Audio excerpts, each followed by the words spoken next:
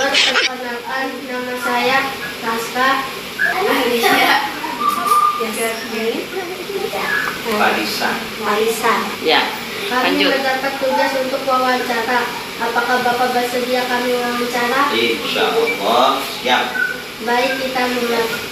Siapa nama lengkap Bapak? Perkenalkan dulu ya. Bismillahirrahmanirrahim. Assalamualaikum warahmatullahi wabarakatuh. Alhamdulillah. Wassalatu wassalamu ala Rasulillah Muhammad Rasulullah sallallahu alaihi wasallam. Ya, perkenalkan, nama saya Sunan Gojali. Bapak Sunan Gojali, aslinya namanya Sunan Gojali, itu nama bapak saya, jadi Sunan Gojali. Ya. Ya, terus Daerah mana Bapak berasal? iya, bapak ini dari Oh my god. ujung timur Pulau Jawa. Yaitu kalau kamu belajar geografi, IPS geografi itu ada di peta namanya Pulau Madura, paling timur. Madura itu terdiri dari 4 kabupaten: Bangkalan, Sampang, Pamekasan, Sumber. Bapak paling ujung, paling timur, yaitu dari Madura, Jawa Timur. Ya. Lanjut. Berapakah umur Bapak sekarang? Hah? Berapa umurnya? Masih muda bapak mah. Kalau dilihat nih, lihat kayaknya sih 30-an, 40.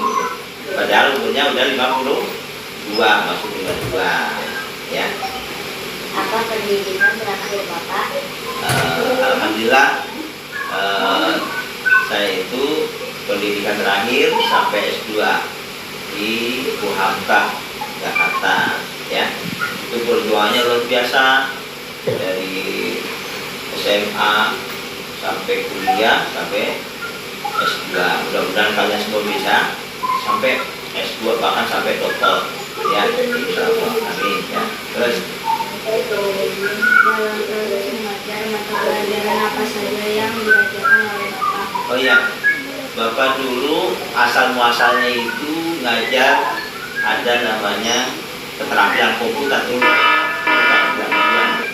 Tahun 97 tepatnya bapak udah ngajar, masih honor waktu itu ya, ngajar TIK. Ya. Kalau sekarang sebenarnya TIK dulu keterampilan komputer.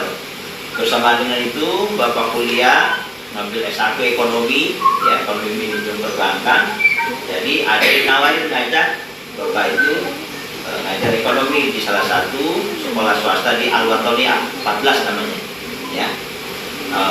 Jadi ngajarnya TIK, terus pelajaran ekonomi. Kalau di MI, SD atau MTSMP itu sebenarnya IPS lah, kira-kira gitu.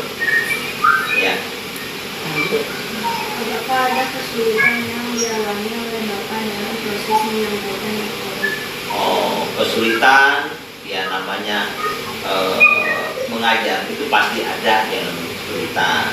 Tapi itu semua tidak ada artinya kita jalani dengan senang dan ikhlas. Insya Allah. Kenapa? Karena menjadi profesi seorang guru itu orang bilang tidaklah mudah, tapi sebagian orang bilang juga ya biasa-biasa saja, kita kerja aja. Kalau bilang kesulitan pasti ada, namanya ngadepin murid. Murid yang wader, nakal, dan sebagainya kan gitu. Itu adalah tugas seorang, caranya mengarahkan muridnya. Ya kalau bahasa simpelnya, yang jadi nggak benar, jadi benar, jadi baik. Insya Allah. Kalau mas kendala, ya bapak bilang sampai saat ini bilang nggak ada kendala. Enjoy aja, tenang aja. Sejak kapan Bapak menjalani profesi sebagai guru? Alhamdulillah sudah kurang lebih hampir 30 tahun. Dari tahun 97, berarti berapa? Sekarang 2025 ya. Ya 28 tahun lah kurang lebih ya. Itu sejak bapak itu kuliah, itu tahun 97, itu sambil ngajar sudah. Ya, tapi resminya ngajar itu pelajaran yang diampu adalah ekonomi tahun 2000. Alhamdulillah menjadi seorang PNS tahun FTPS 97 dan SKS tahun 2009. Kurang lebih ya 5 tahun lah. Sekolah apa dan di mana Bapak ngajar itu pertama kali cuma 5 madrasah aliyah negeri 5 Marunda Kediri. Ya itu dari honor di sana. Tadi ngajar keterampilan komputer, terus sambil kuliah ada penawaran ngajar pegang mata pelajaran ekonomi, yaitu di MA Al-Wathoni 14. Dulu Bapak juga ngajar di MTS Bandung aja, kurang lebih 7 tahun. Itu ngajar MTS ekonomi, ya. Itu gambarannya. Terus apalagi? Juga pesan Bapak banyak, guys, ya. Namanya jadi guru, kalau kata orang begini, Bapak yang punya kesan gini, Bapak kalau ketemu murid-murid Bapak yang tahun-tahun tua, itu kan udah tua ya. Kalau ketemu Bapak itu bilangnya masih awet muda aja. Bapak nggak pernah berubah tuh. Kenapa? Karena menjadi seorang guru itu, kalau kita jalani dengan ikhlas, tekun, insya Allah kita selalu senang, riang gembira. Jangan terlalu serius banget, akhirnya membuat muka kita keriput gitu ya. Pokoknya marah mulu sama anak murid. Jangan. Kita ngadepin murid itu tadi banyak tipenya, ada yang nakal, ada yang pinter, ada yang bodoh, tapi di mata Bapak itu sama. Karena apa? Karena tempat sekolah itu belajar. Nggak ada istilah anak bodoh menurut saya. Menurut Bapak itu nggak ada. Semuanya berangkat pada titik start yang sama. Kira-kira gitu. Ya, gitu kira-kira gambarannya. Apakah ada saran dari Bapak untuk motivasi kami generasi selanjutnya dalam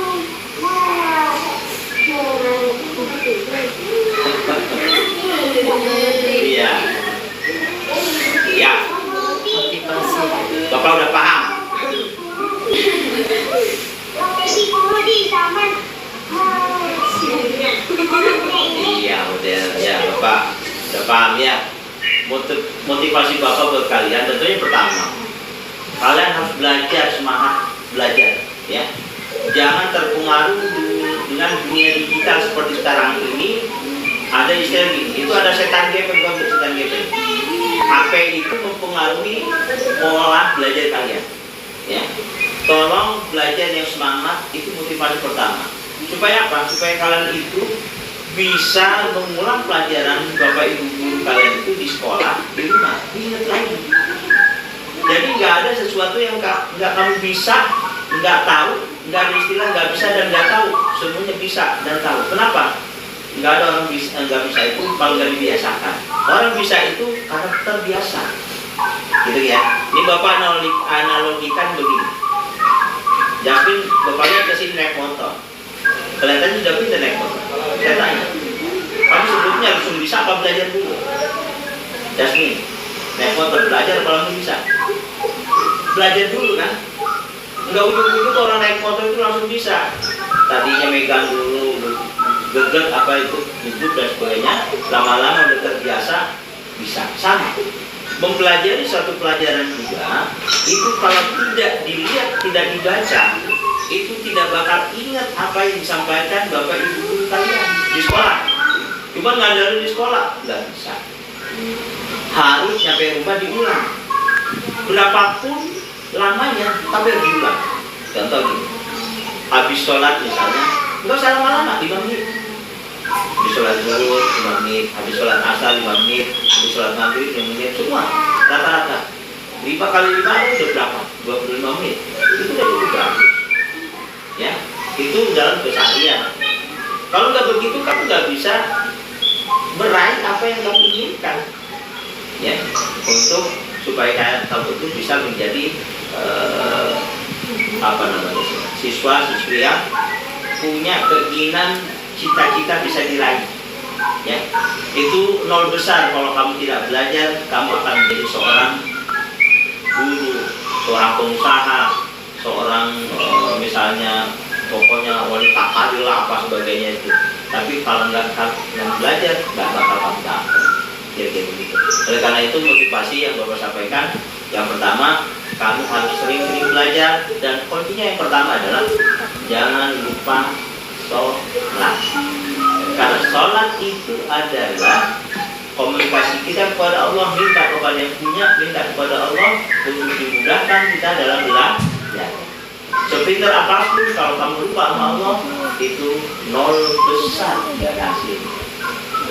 Sholat bukan sekedar sholat, tapi harus betul-betul begitu azan, jangan main HP, jangan main Roblox, game dan sebagainya. Nggak apa-apa, betul nggak ngelarang kamu main, tapi zaman seperti ini.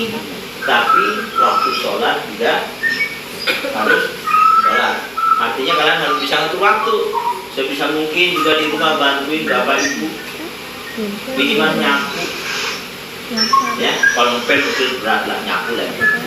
Nyuci piring minimal bekas makan sendiri. Nah itu dengan sendirinya akan terbiasa mengolah, mengatur waktu, memanage waktu dari sekarang. Nah kalau sudah dewasa itu terbiasa dengan waktu yang sudah kamu atur, dan insya Allah akan memberikan masukan kontribusi terhadap mindset berpikir kalian nanti kalau sudah dewasa dengan mengatur waktu. Apa sih yang bisa diatur? Bisa. Kita perlu menjalankan. Itu ya. Siapa namanya? Jaid. Jaid. Ya. Jangan lupa sholat. Ngajinya juga jangan lupa. Insya Allah semua kalau kamu jalani dengan semangat, apa yang kamu raih, apa yang kamu cita-citakan, insya Allah bisa diraih, maksudnya gitu. Ya. Apalagi Jaid? Kamu jalan-jalan dulu, enak banget itu. Ayah. Alhamdulillah wawancara sudah selesai. Kami mengucapkan terima kasih dengan atas kesediaan Bapak meluangkan waktu untuk wawancara ini. Terima kasih juga atas semua informasi dan saran yang Bapak berikan kepada kami. Semoga Bapak senantiasa diberi kesehatan dan keberkahan. Wassalamualaikum warahmatullahi wabarakatuh. Sebelum kita tutup, waalaikumsalam, tentunya mari kita berdoa dan kepada Allah Subhanahu wa taala, semoga kalian Allah jadikan anak yang soleh, solehah, berbakti kepada kedua orang tua, kepada agama dan bangsanya. Intinya kita berdoa kepada Allah kalian jadi anak yang bermanfaat kepada siapa? Kepada lingkungan, kepada keluarga, kepada semua makhluk yang ada di sekitar kita. Sebelumnya kita baca Fatihah, semoga dengan barokah sahabat Fatihah apa yang menjadi hajat kita Allah kabul. Al-Fatihah. Alhamdulillahirabbil alamin.